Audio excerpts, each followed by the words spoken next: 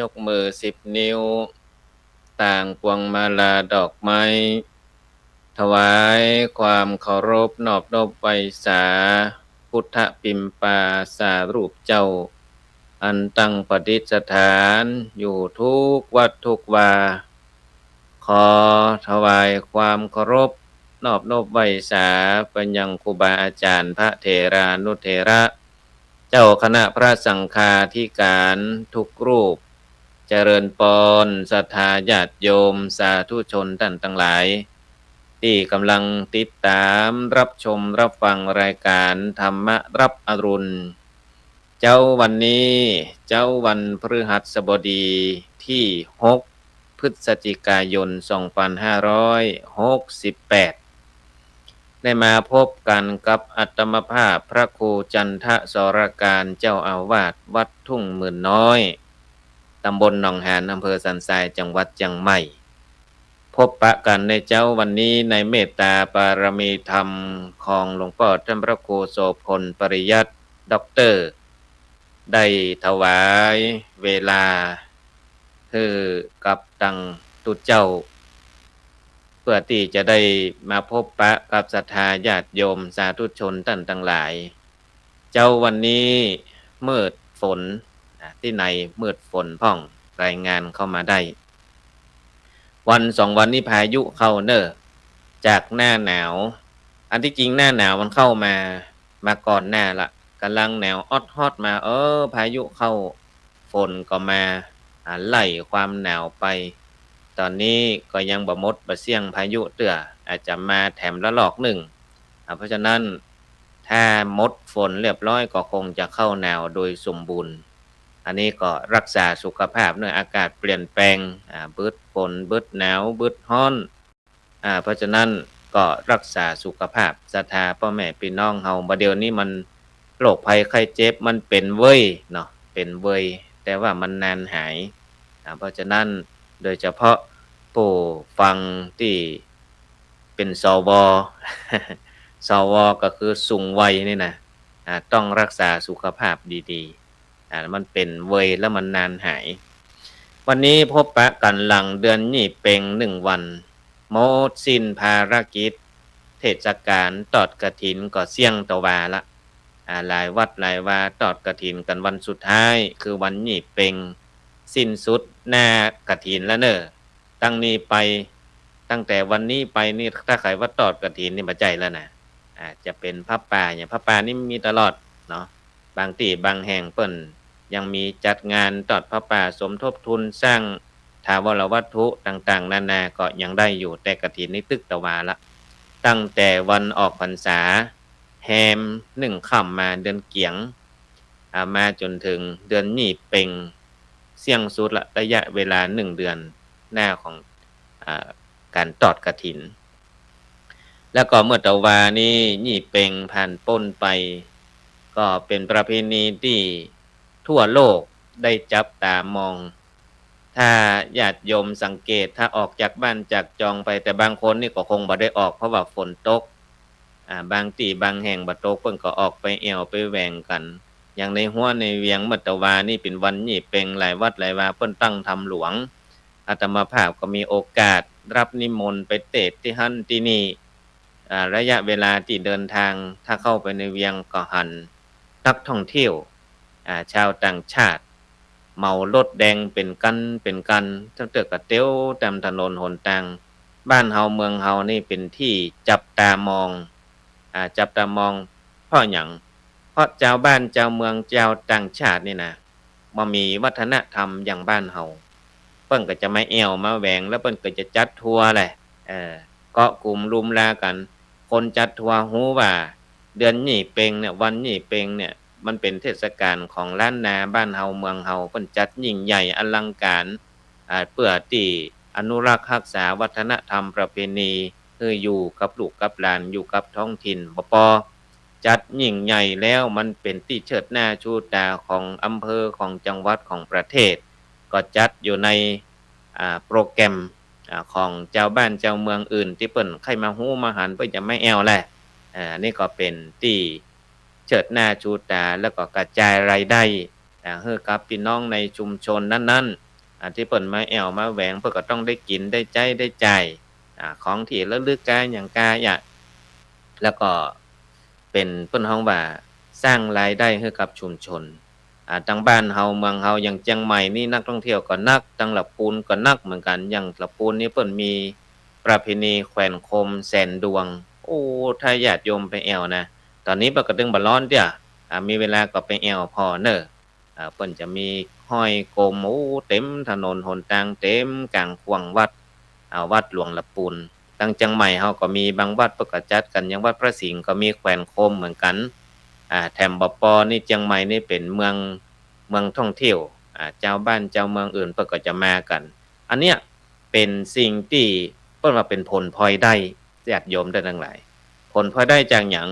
จากที่หมู่บ้านเฮาเนี่ยรักษาจารีตฮีตฮอยประเพณีนะรักษาจารีตฮีตฮอยประเพณีวัฒนธรรมแล้วก็จะกว้างขวางออกไปติ๊กๆถ้าเจ้าในชุมชนหันดีหันงามเนาะหันคุณค่าของประเพณีวัฒนธรรมแล้วช่วยกันอนุรักษ์รักษามันก็จะกระจายออกไปแหละความดีความงามนั้นๆกระจายออกไปเหมือนกับเอามาหินจ่งลงน้ำสถานทั้งหลายจมลงน้ำบุ้มอีเนาะมันก็จะเกิดเป็นวงก็สังเกตก็จะเป็นวงน้ำกระเพื่อมออกไปจากจุดที่บหินตกลงเหมือนกับกระจายออกไปแล้วก็จะไปกระทบตาฝั่งเรียบร้อยมันก็จะย้อนวงนั่นก็จะปีกมาที่จุดนี่แถมเป็นการสะท้อนอย่างบ้านเฮาเมืองเฮาต้องรักษาจารีตฮีตฮอยเมื่อมันกระจายออกไปมันกระทบตั้งขอบตั้งอย่างแล้วก็จะย้อนปีกมาก็เป็นผลพลอยได้เป็นเปิ้นฮ้องว่าอย่างคนดีคนบ่ดีก็เหมือนกันถ้าคนดีนี่จะต้องดีจากใกล้ๆตัวเหมือนกันสมมุติว่าตุเจ้าอีเนาะตุเจ้าดีปฏิบัติดีเป็นพระนักพัฒนานักปฏิบัติแล้วเจ้าบ้านเจ้าจองชุมชนนั้นๆเพิ่นก็นับถือแหละนับถือก็นั่นก็จะลือชาออกไปแผ่ออกไปเหมือนกับมะหินโจงลงน้ำมันจะเป็นวงกระจายออกไปกระจายออกไปถึงทั้งนอกก็จะสะท้อนปีกมามันบ่มีว่าจงมะหินปุ๊มแล้วจะเป็นวงทั้งนอกเข้ามาบ่มีเพราะฉะนั้นมันจะเป็นวงจากทางในไปก่อนเพราะฉะนั้นคนในชุมชนนั้นจะต้องมีความเคารพนับถือในพระรูปนั้นมันถึงจะกระจายออกไปแล้วก็จะกระจายเข้ามาสะท้อนปีกมาเหมือนกันประเพณีวัฒนธรรมถ้าเฮาบ่อนุรักษ์รักษาไว้บ่มีวงทางนอกจะเข้ามาก่อนบ่มีอาจจะเป็นวงทางในน่ะก้อยกระจายออกไปเพราะฉะนั้นศรัทธาพ่อแม่พี่น้องเสี่ยงสูตรไปละประเพณียี่เป็งจะเล่าเท้าความไปก็จะเสียเวลาแต่อย่างน้อยหนึ่งที่ศรัทธาพ่อแม่พี่น้องได้ฮู้ได้หันประเพณีต่างๆนานาบ่ว่าจะเป็นประตูป่าก็เคยหมอกวันพัดก่อนพุนละได้เกริ่นไปพ้องแล้วว่าประเพณียี่เป็งเนี่ยเพิ่นมีหยังพ้องมีจัดประตูป่าเพื่อต้อนรับพระเวสสันดรพลิกบ้านเข้าเมืองเนาะประตูป่ามีการตามพางปฏิเพราะหยังมันเล่าเท้าความตั้งแต่พญากาเผือกละแม่กาเผือกออกในธรรมหรอออกในธรรมพื้นบ้านล้านนาเฮามีแม่กาเผือกไข่5แก่นอยู่บนแหงหิมเขาหิมแม่น้ำบนต้นไม้หรอหิมแม่น้ำกำลังออกไปเสว่าหากินก็เป็นฝนเป็นลมพายุเข้าปัดเอาไข่ลอยไปโดยแม่น้ำแหงตกน้ำไปหรอมีแม่บุญธรรมแต่ละตัวแต่ละประเภทมาเก็บเอาไข่ไปเลี้ยงไปฟักมีแม่ไก่มีแม่นาคมีแม่เต่ามีแม่โคมีแม่ราชสีห์ตามตำนานบางฉบับมันก็จะแผกไปหน่อยก็เหมือนเดียวกันแต่ละประเภทก็เก็บไปเลี้ยงก็ฟักออกมากลายเป็นละอ่อนปัจจัยถึงมดถึงมวลแม่ไก่เอาไปเลี้ยงก็ได้ตั้งชื่อละอ่อนนั้นว่ากากุสันทะแม่นาคเอาไปเลี้ยงก็ตั้งชื่อว่าโกนากมณะแม่เต่าเอาไปเลี้ยงก็ชื่อว่ากัสสปะแม่โคเอาไปเลี้ยงก็ได้ว่าโคตมะแม่สิงโตหรือราชสีห์เอาไปเลี้ยงก็ตั้งชื่อว่าอาริยะเมตไตรเนี่ยถึง5คนเนี่ยใหญ่หน้ากล้าบานมามีศีลมีธรรมไปบวชเป็นฤาษีบำเพ็ญภาวนาได้ฤทธิ์ได้ทีมาก็นั่งภาวนาฮู้ตรงในว่าแม่ที่เฮาอยู่ตึงวันเพิ่นเลี้ยงมานี่เป็นแม่บุญธรรมไม่ใช่แม่แต่เฮานี่เป็นแม่กาโลอีเนาะปรากฏว่าแม่กานะไปเกิดเป็นเท้าผกาพรหมจันทดาวดึงส์บนสวรรค์จันฟ้าหมู่ ลูกตั้งห้าก็นั่งภาวนาใครหันแม่ก็ฮ้อนไปถึงเต้าผกาผมก็เลยเนรมิตตัวลงมาเป็นแม่กาเผือกฮือหันแล้วก็อู้จากันอู้จาพาสไลกันเรียบร้อยก็ตั้งนี้ไปถ้าคือเติงหาเนี่ยอย่าโอ้บ่ยากถ้าคือเติงหาพระคุณของแม่ก็คือฟันเจือกเนอะแล้วก็แปลงยังตินกานี่นะมี3แง่งแล้วก็มีขึ้นมาตังบนเอาไว้ตามอันนี้บอกเป็นเพิ่นว่า4สายฟันตินกาเนาะมันเหมือนกับตินกานี่หรอก็ใส่น้ำมันกาใส่หยังก็ว่ากันไปตามพังปฏิปูจาแม่ผักงากาเปลือกอันนี้เป็นที่มาที่ไปของการตามพังปฏิเนาะเพราะว่าปฏิตินกาอันนี้ก็เป็นเรื่องเล่าในที่ออกในธรรมพื้นบ้านล้านนาของเราศรัทธาสาธุชนท่านทั้งหลายตั้งนี้ไปก็จะเป็นหน้าเทศกาลการสอบวัดผลความรู้ของตุเจ้าพระเนนเฮาละเนอช่วงก่อนนั่นเป็นการสอบนักธรรมตรีมาเดี๋ยวนี้ก็จะเป็นนักธรรมชั้นโทนักธรรมชั้นเอกเป็นการวัดผลเรียนรู้ของพระสงฆ์องค์สมณเณรที่ได้ศึกษาเราเรียนหลักธรรมคำสอนทางพระพุทธศาสนาปีในจะมีการวัดผลเตื้อหนึ่งมี3ระดับนะศรัทธาฮู้ก่อนปัจจัยว่าที่ตุเจ้าพระเนนเปิ้นเอาอย่างมาอู้เปิ้นศึกษาแล้วมีการวัดผลเปิ้นมีเนอะมีการวัดผลการเรียนรู้ว่าความรู้อยู่ในภูมิชั้นไหนละภูมิความรู้ชั้นนักธรรมตรีกันเนี่ยนักธรรมโทกันนักธรรมเอกกันเนี่ยมาเดี๋ยวนี้เปิ้นจะมีการวัดผลการเปิ้นเฮาว่าการสอบนักธรรมวันที่7ที่8ที่9ที่10เดือนพฤศจิกายนก็คือวันผูกนี่นะเริ่มวันผูกแล้วเนอะเริ่มวันผูกละสอบนักธรรมชั้นโทนักธรรมชั้นเอกแต่ละอำเภอแต่ละจังหวัดทั่วประเทศก็จะมีการสอบเหมือนกันพร้อมกันหมดเลยทั่วประเทศนักธรรมชั้นโทนักธรรมชั้นเอกมีวิชาอย่างพ่องวันแรกก็จะมีกระทู้ละกระทู้ธรรมะพุทธวินัย4วันวันละวิชาแล้วก็วิชาไหนก็ใช้เวลาจึงเป็น4ชั่วโมงบ่น่ะ3ชั่วโมง4ชั่วโมงเพิ่นฮื้อเวลานักพอที่จะแกะก้อนไกเอาวิชาความรู้ภูมิความรู้ที่ได้เล่าเรียนมาตลอดปีเนี่ยมาตอบปัญหาคือถูกต้องส่วนแถมอย่างหนึ่งจะมี2ประเภทเนอะศรัทธาท่านทั้งหลายนักธรรมกับธรรมศึกษาธรรมศึกษานี่เป็นการสอบของฆราวาสญาติโยมโดยเฉพาะละอ่อนนักเรียนเยาวชนตอนนี้ก็อยู่ที่ผ่านมาบางกี่วันก็อาจจะเริ่มมาหลายวันละบางที่บางแห่งเพิ่นเฮาว่าอบรมนักธรรมอบรมนักธรรมก็คือการเอาตุเจ้าพระเนนที่จะเข้าสอบเนี่ยมาอบรมเหี่ยก่อนมาติวเหี่ยก่อนนี่นะติวเข้มก่อนเกรงข้อสอบกันอาจจะมาออกข้อสอบแนวใดอย่างใดนี่นะเพิ่นเฮาว่าติวข้อสอบอบรมนักธรรมส่วนธรรมศึกษาแต่ละโรงเรียนที่จะส่งชื่อเข้าสอบเนี่ยละอ่อนเข้าสอบนี่นะก็จะเอาละอ่อนเนี่ยไปอบรมธรรมศึกษาเหมือนกับการสอบเพิ่นเฮาเรียกทดสอบการสอบลองสอบนี่นะมีการทดสอบแล้วก็จะให้ละอ่อนเนี่ยสอบจริงสอบจริงเสมือนจริงนี่เนาะแล้วก็วันสอบแท้ๆของเพิ่นเนี่ยวันที่27พฤศจิกายน2568อันนี้เป็นธรรมศึกษาถามว่าสำคัญกับศรัทธาท่านทั้งหลายสำคัญมากโดย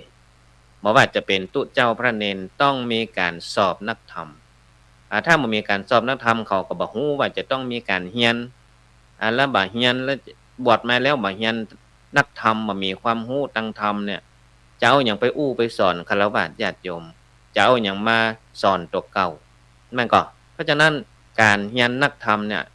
นอกจากจะเพิ่มภูมิให้ตัวเก่าแล้วนี่นะเหมือนกับ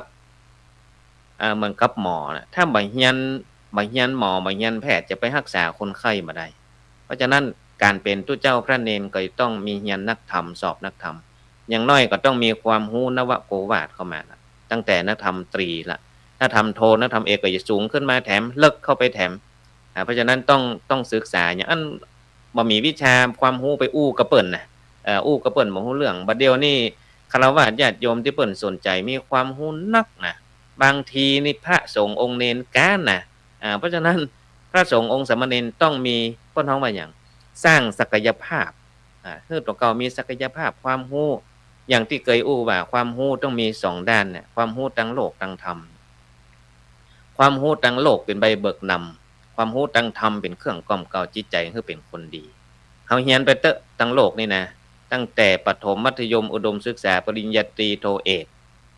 แต่ถ้าบ่มีธรรมะความรู้ไปในไปกำกับกำกาใจความรู้ไปทางที่ผิดนะทำให้เกิดการสูญเสียทำให้เกิดเรื่องเกิดราวปัญหาต่างๆเกิดขึ้นได้เพราะฉะนั้นต้องใช้ความรู้ทางโลกโดยความรู้ทางธรรมเข้าไปกำกับกำกานักธรรมเนี่ยสำคัญส่วนวัยรุ่นเยาวชนเราธรรมศึกษาฆราวาสญาติโยมเราเป็นอย่างต้องมีการทดสอบเป็นการสอนโดยสอนให้เราอ่อนรู้จักธรรมะรู้จักพุทธประวัติรู้จักเปิ้นเฮาก็เป็นรู้จักศีลธรรมจริยธรรมให้เราอ่อนบัดเดี๋ยวนี้ถามว่าในโรงเรียนเปิ้นมีวิชาสอนหลักสูตรสอนเป็นแต่เป็นว่าก็บ่มีละต้องอาศัยเนี่ยสำเติบกับมีโรงเรียนพุทธศาสนาวันอาทิตย์ที่เอาละอ่อนเข้าไปห่ำไปยันไปแทรกไปซึมเอาธรรมะเข้าไปแทรกซึมในชีวิตของเขาเนี่ยเป็นการสร้างภูมิต้านทานให้เขาถ้าบ่มีพุทธศาสนาเอาหลักธรรมคำสอนไปแทรกซึมไว้ในชีวิตเขานี่นะศรัทธาญาติโยมแต่ละบ่ต้องว่าละอ่อนเด้อบัดเดี๋ยวนี้ลงข่าวมีนักขนาดที่ว่าคนบ่มีศีลบ่มีธรรมนี่นะออกข่าวตึงมื้อตึงวันเนี่ย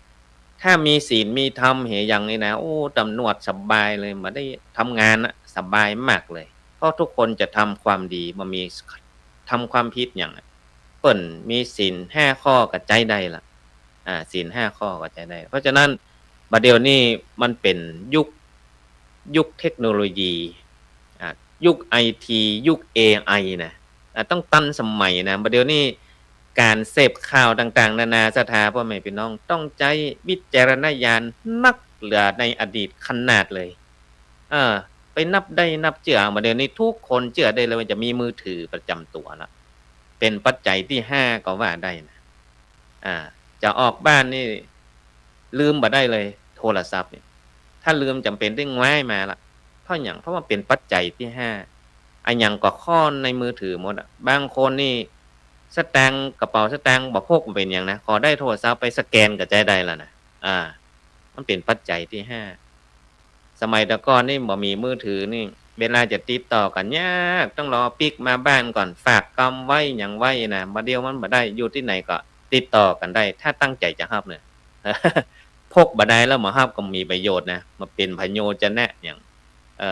ข่าวเจ็บข่าวเป็นข่าวด่วนข่าวหยังติดต่อมารับคนเฒ่าอะเอาขว้างให้บ่อย่า คันนี้เพิ่นว่ามือถือไว้หยังห้องไว้อีน่ะเขาจังว่าน่ะเพราะฉะนั้นก็โทรศัพท์มือถือบัดเดี๋ยวมีหั้นหมดเด้อญาติโยมทั้งหลายอยากรู้หยังมีหั้นหมดหลักธรรมคำสอนทางพุทธศาสนาก็มีหั้นหมด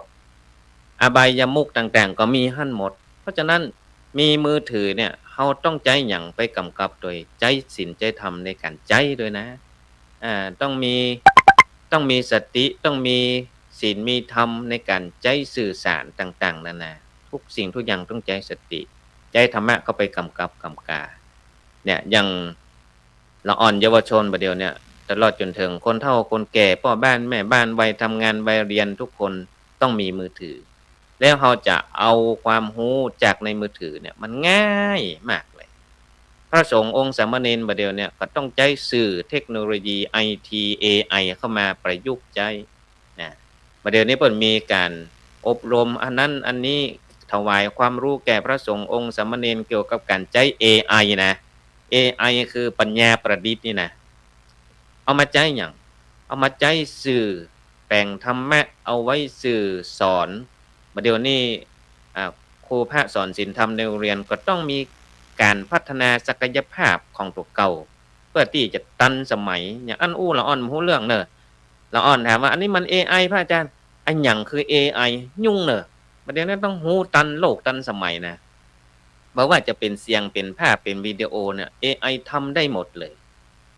การจะเสพสื่อทุกสิ่งทุกอย่างเราต้องใช้วิจารณญาณบางคนเฒ่าบ่ทันสมัย